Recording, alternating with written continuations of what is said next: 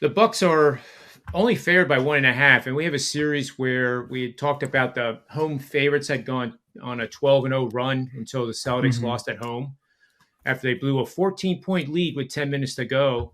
Emotionally, you would think that how in the world is the Boston Celtics going to come back from that disaster? I mean, instead of being up Hmm. 3-2 with 2 games to go, one of which is at home in game seven, you now are down 2-3 and have to go to Milwaukee to try to win again.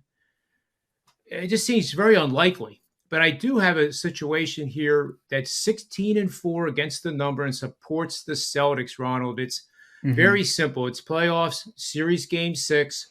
If you lost at home in series or in the game five and then had won in game four on the road, you are 15-5 straight up, 16-4 against the spread for 80% winners, and that goes back 20 years. Now, what I want you to do is either you can agree with me, or I want to see you punch holes into that angle so that I don't end up betting on the Celtics because it does seem really hard. Like after Marcus Smart had what did what he did, Hmm. and Drew Holiday had those spectacular plays. That I mean, how do you respond in 48 hours to come back and play in the enemy's territory? It's going to be pretty tough for him.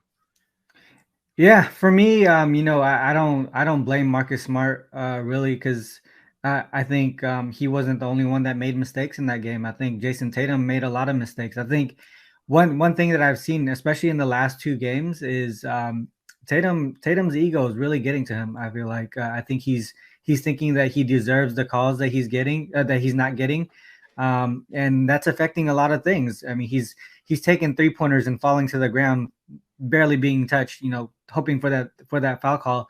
And then other things too. When he doesn't get the call, he doesn't run back on defense, and all of a sudden, the Bucks are playing 5-on-4. He's shooting these 3 pointers. He should be the last person. He should be the first person back on defense because he's the first. He's the closest person to the other side of the court. That's right. But he's not doing it. He's missing a lot of opportunity to get back on defense. He's it's really affecting his game overall, and it's affecting the Boston Celtics overall. He's supposed to be their leader, one of their leaders, and it's not happening. He just Yeah, I think there's something going on there. And to close out the game, Marcus Smart beat, obviously he was trying to be a hero there. And he was trying to do what he had to do it, but Drew just played solid defense, and that's how the game went.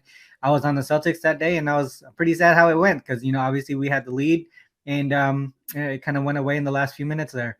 As far as trends, I see where you're going with the Celtics here, but with the line where it's at, we're really just thinking about like who's going to win the game, right? 1.5 point Yeah. favorites. And in this spot here, I think the Bucks are the way to go throughout the regular season and into the playoffs as home favorites in conference games, 21-8 straight up.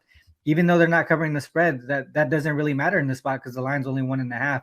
And if you take into consideration, how they do against teams in a with a winning record in that spot. They're 10-6 straight up and 3-13 against the spread. But again, we're looking at getting rid of that spread record, right? We're looking at the straight up record, and in those spots, primarily in the first quarter, they have a plus 6.5 first quarter margin. So that might be the way to look here. Obviously, coming off of that fourth quarter hiccup on the Celtics side, that might be something that affects them coming into this game, and then gradually they get back into their game flow.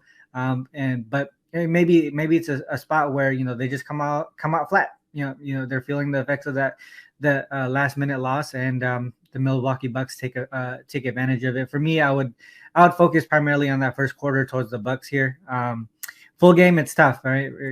You brought up a good situation on your side, and trend wise, Bucks have something supporting them, and then also the whole Scott Foster effect, right? We bring in the referees into this now. I Yep. to contrary to popular belief, I don't know if Scott Foster really is an extender. But it's just something to think about. It's always something to think about. But for me, I think my primary look would be the Bucks first quarter here. Yeah, and I tend to agree with that strategy too. it's tough for me to get off the 16-4 angle. But this is how we handicap, guys and gals. Just because you have an angle that hits 60%, let's keep in mind that it has 4 losses in the 20 bets that were made historically. And this is a very unique situation, and unique meaning that Boston is the first team to blow a 14-point lead in the fourth quarter at home.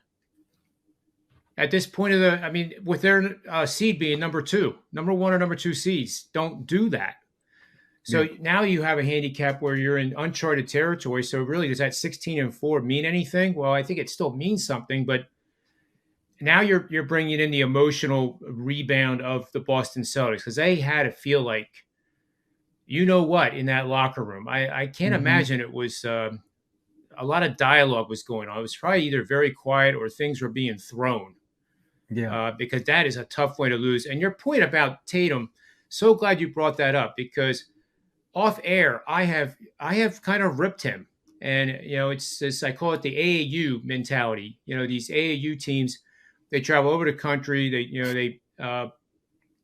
Chris Paul has one, and it's a darn good program, and a lot of great players come out of it. But sometimes they come out like almost with an entitlement, like you were mentioning. Maybe that's not the right word, but his lack of effort on defense is glaring. And for the life of me, I know in the NBA you're not supposed to do that. It's like in PGA Tour golf. You can't, if your playing partner angers you, you can't walk up to him and wrap your putter around his neck. Although that would be entertaining to see. But seriously, you never see any of the NBA players really getting in somebody's face. I know last night in the Sixers game, Maxey did go like this, not to the referee, but to James Harden, who was, I